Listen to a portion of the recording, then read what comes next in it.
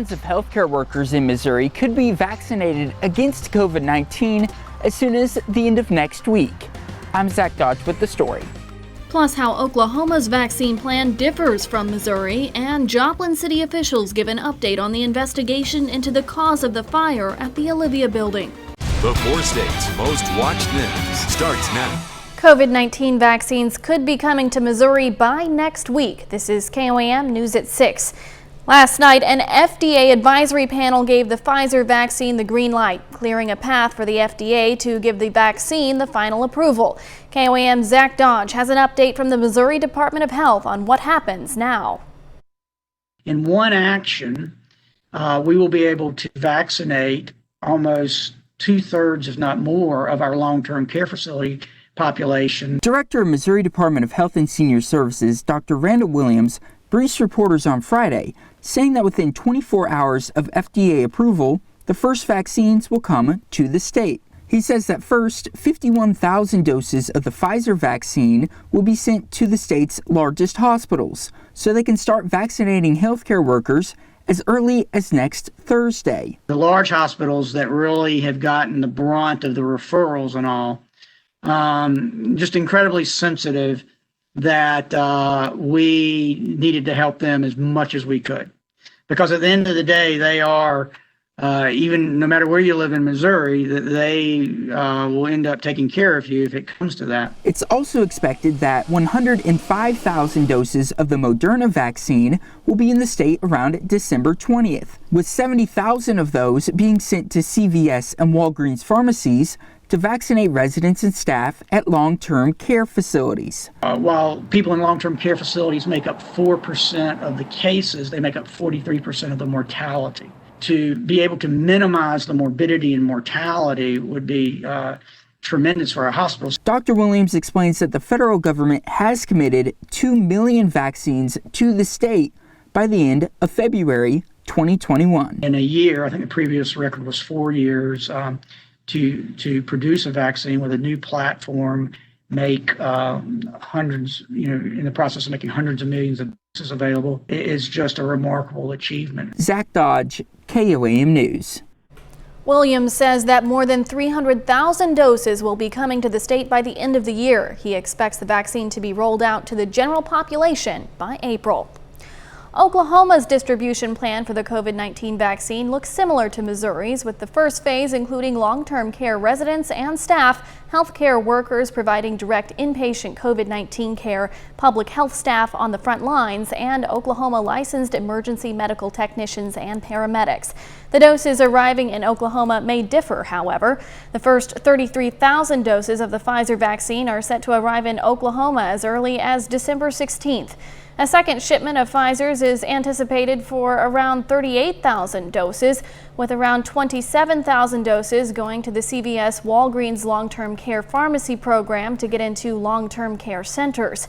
60,000 doses of the Moderna vaccine are expected to follow shortly after, arriving around December 22nd. It will start with limited quantities. However, we are expecting 166,000 doses in the month of December. And but that is just the first round for that 166,000 people. They have to have a second shot approximately 3 weeks after the first one. You can find a full look at Oklahoma's plan, including details on each phase, on our website. That's KOAMnewsnow.com.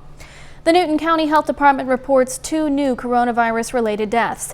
One of the patients was a woman in her 80s. The other was a man in his 90s. Both were hospitalized before they died. This brings Newton County's total deaths to 57. The Joplin Health Department reported its 72nd COVID-19 death. Officials say the patient was a 73-year-old man. Doug Hetty joins us now for our first look at our weather, and it's been kind of a rainy, dreary day. Yeah, not the nicest of days after yesterday when we set record highs and had sunny skies and went 75. But yeah, kind of on and off showers throughout the morning into the afternoon hours. Most of the rain is out of here. In fact, you can see the clouds even breaking up a bit across the region as we get the dry air punching in behind this system. So I really think the rest of tonight we are mainly dry. We do still have some rain and snow showers out to our west, but most of this is going to rotate north of the region, but it's going to stay kind of gloomy across the region. We're sitting anywhere from low to mid 40s. We're going to cool down quite a bit over the next couple days. So we'll slowly drop through the 40s throughout the evening hours, eventually about 37 or 38 degrees. Now we have some snow chances on Sunday. Also on Tuesday, we're going to break that down for you here in just a bit. All right, thanks, Doug. Joplin officials held a briefing today to provide an update on the fire at the historic Olivia building.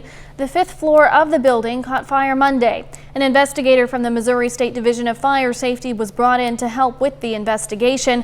However, the investigator was unable to get to the 5th floor because it was unstable, leaving the cause of the fire undetermined.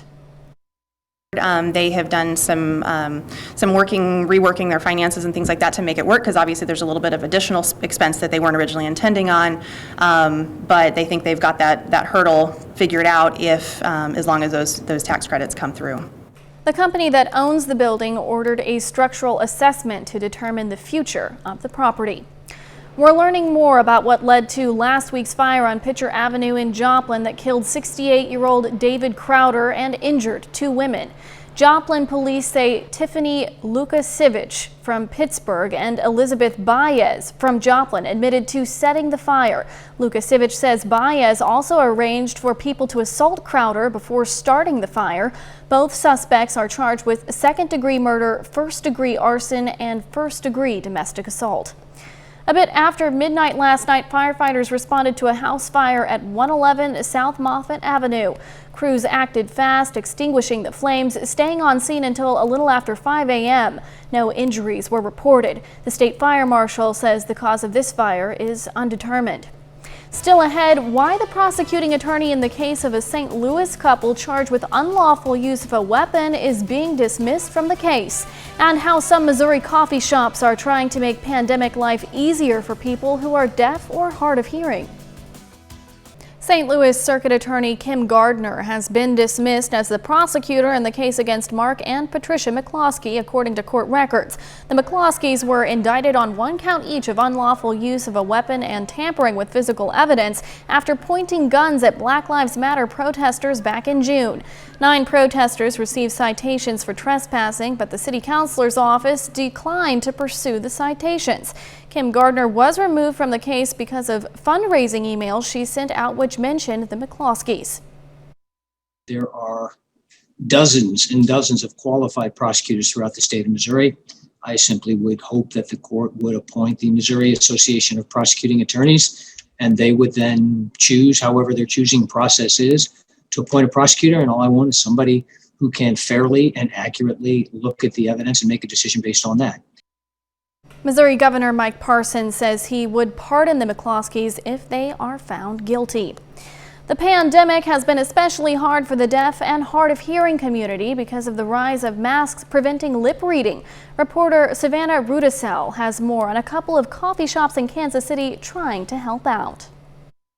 Cafe Corazon prides itself on being a bilingual business, speaking with customers in English and Spanish. Now it's learning a 3rd language. Sign language. With mask mandates, reading lips isn't an option for people with hearing impairments, so baristas are taking a new, hands-on approach to serving everyone. Cafe Corazon and other coffee shop employees attended a basic ASL course geared towards coffee professionals. Mickey Keck teaches sign language classes for the community, and now specifically for baristas. And at the beginning of COVID, people weren't patient with masks, and they kept trying to talk. And I can't see her voice, and so they would talk to me like I was the one being rude, and it just got worse. So I stayed at the places that I would tend to go to that were welcoming or were willing to learn something new. This is a no-speaking, immersive sign language experience. Keck hosts the course at Blip Roasters in the West Bottoms. Blip's operation manager, Dana Solentramp, brewed the idea to create a class with coffee-specific signs. And we do have a pretty large base of customers here who come in who are deaf or hard of hearing. So we realized that it was a really important need for us as a community. It just gives you such warm feelings, and I always tell my community ASL class, it doesn't matter. I don't have high expectations. I don't want you to be an expert signer. It's kind of like good customer service. You just have to be open to the communication, and that's the point. Their December class filled up all 20 spots within a day. Now the group would like to see every shop add accessibility to the menu. Again, that was Savannah Rudisell reporting. The sign language instructor says she plans to host more classes in 2021. Doug is up next with a complete look at the forecast, and a little later, officials with the Joplin Memorial Run set up a symbolic part of the course.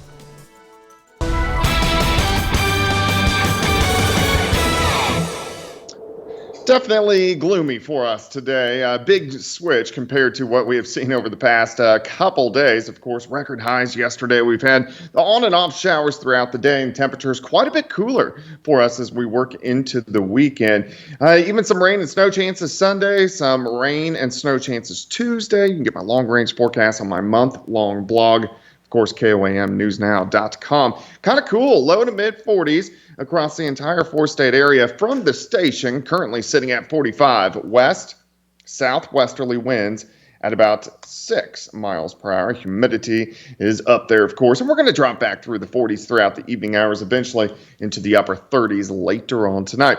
Look at the on and off showers pushing through during the morning hours, and then kind of picking back up again early this afternoon, but most of the rain now is shifting off toward the east. In fact, the clouds have been breaking up a bit. We're in the dry slot of this storm system. So most of the rain is east of us, but we still have some rain and snow mixing out across central Kansas, and a few of these light rain showers will clip our northern counties a little bit later on tonight. But most of us are done with this storm system as it continues to push off toward the east. So this is system number one. System number two is in the Pacific Northwest. You can see that little wind kink out toward Portland and also Vancouver, and that's the one that's going to affect us by Sunday. So let's go through time. Through the overnight hours tonight, we're going to have the clouds trying to break up a little bit, but in general, we're going to have mostly cloudy skies as we work through the daytime hours. I don't know what happened to the data here, but it's kind of messed up. But we're going to have cloudy skies, which are going to be sticking around for us tomorrow night, and then the clouds will start to thicken up as we head into Sunday morning. I wanted to show you the data on that of snow chances moving in, but it jumped off the map for some reason. So we'll get some light snow in here Monday or Sunday morning into early Sunday afternoon, then it will start to taper off on Sunday evening. Now, this could be mixed with a little bit of rain at times, and our temperatures are going to stay into the mid-30s through most of the daytime hours. But we could still see some accumulations. Now, if you live in our northern counties, maybe a dusting through the heart of the region. I'm thinking maybe half an inch, maybe an inch. It's going to be the big, fat, wet flakes. And it's really not going to cause any issues on the roadways, but some of the grassy surfaces may get some accumulations. Our southern counties have the best shot to pick up 1, 2, maybe 3 inches of snow. So that's something that we're going to watch as we work through the next couple days. Again, not a big deal, but kind of interesting to see how it all plays out. 42 tomorrow, 37 on Sunday, 48 on Monday. Now on Tuesday, we have another storm system that is going to roll in, and this is going to push in quickly Tuesday morning. Temperatures again near freezing, so kind of a rain-snow mix, and then could switch over to snow as we head into Tuesday afternoon. This system could give us a couple inches of snow, so it's going to be interesting to watch these two systems come out over the next few days. But temperatures quite a bit cooler than what we have seen, eventually back near 50 late next week. Wow. Well, you know, Doug, it's just crazy to think that yesterday was so nice and warm, and now I'm hearing snow. That's just, I know. It's kind of crazy around here. The 4 states. Thanks, Doug. The KOAM Morning Show is looking to help out Santa this Christmas. We're asking you to send in your kids' Christmas list and some basic information. And beginning on the 17th, our morning show will interview Santa and he will read off the list. You can learn more by going to the morning show page on our website or on the KOAM News Now mobile app. Coming up, a look at the setup for tomorrow's Joplin's Memorial Run, plus voice of the Chiefs Mitch Holthus previews the team's game this weekend against the Miami Dolphins. Joplin's Memorial Run is tomorrow, and crews are getting the course ready. The run, which is usually held in May but was delayed because of the pandemic, honors the 161 people who lost their lives during the 2011 Joplin tornado. Crews today were setting up flags along the course, 161 of them that bear the names of the victims. Seeing 161 flags on both sides of the road for a mile. They're 9-foot tall banners. It was majorly impactful, and I don't think it ever gets old to see them up and read those names. Another change because of the pandemic is the length of the course. People running the half marathon will do 2 loops of the course. Folks doing the 10K will do 1, and the 5K will be the same as usual. Staff at the Ozark Center Turnaround Ranch and Big Brothers are making sure the kids of the ranch have presents under their tree this Christmas. Turnaround Ranch is a campus for kids with emotional or behavioral issues. The presents were donated by Big Brothers and were wrapped today by the ranch staff. People are putting in their time and effort to get them the things they want and to bless them with things, and especially Christmas morning with the staff. There's been years I may not be working, but I come in just to see their faces. Officials say each of the 35 kids at the ranch will receive a gift from their Christmas lists.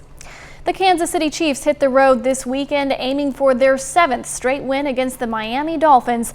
Like we do every Friday night, it's time to hear from the voice of the Chiefs, Mitch Holthus, in this week's Minute with Mitch.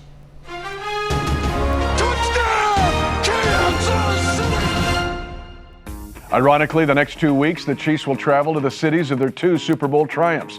This week, the Chiefs travel to Miami, site of last year's Super Bowl 54 win. Next week, to New Orleans, site of their Super Bowl IV championship. Both games featured a Chiefs receiver with a memorable all-time catch. In New Orleans at Super Bowl IV, it was Otis Taylor's 46-yard catch and run that all but sealed the win over the Vikings.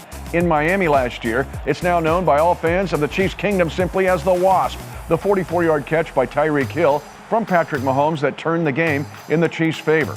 Tyreek Hill's speed, work ethic, route running, strength, his unusual ability to track the ball has put him in the elite category of NFL wide receivers, a player at wideout the Chiefs haven't had since Otis Taylor 50 years ago on this Minute with Mitch.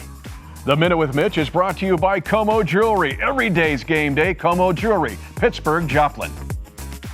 The Chiefs-Dolphins game will kick off at noon on Sunday right here on KOAM. We'll have another look at the forecast after the break. We take this time now to honor a local World War II veteran. Gerald Elliott served in the U.S. Navy from 1941 to 1946. The Stark, Kansas native survived the attack at Pearl Harbor. We salute Gerald Elliott, our 4-state hero. Our annual Toy Box campaign is underway. Each year we ask for donations of toys and money to buy toys to give to area kids in need. All of your donations can stay in the county that you live in. You can find a list of toy drop-off locations on our website, that's KOAMnewsnow.com, or you can donate by phone during our Toy Box Tuesday telethon this coming Tuesday on our noon, 5 p.m. and 6 p.m. news. The Gingerbread City in Bergen, Norway opened this week. Every year since 1991, kindergartners, school children, local businesses, and thousands of other volunteers have participated in the construction of the city. Here you'll find everything from tiny homes to local landmarks, trains, cars, boats, and international signature buildings. This is the world's largest gingerbread city, and Doug, it looks honestly just too good to eat. Yeah, you can put a lot of work into those, and you don't want to destroy them after that point in time. But I've never been a big gingerbread fan, but some people really like them. All right, weather-wise, a lot of clouds sticking around for us tomorrow. It's going to be cold. Temperatures only into lower 40s. Some light snow working in Sunday, some light accumulations. Of course, we're going to get some new data in. We'll look at the latest tonight at 10. All right, thanks for watching. We'll see you back here at 10.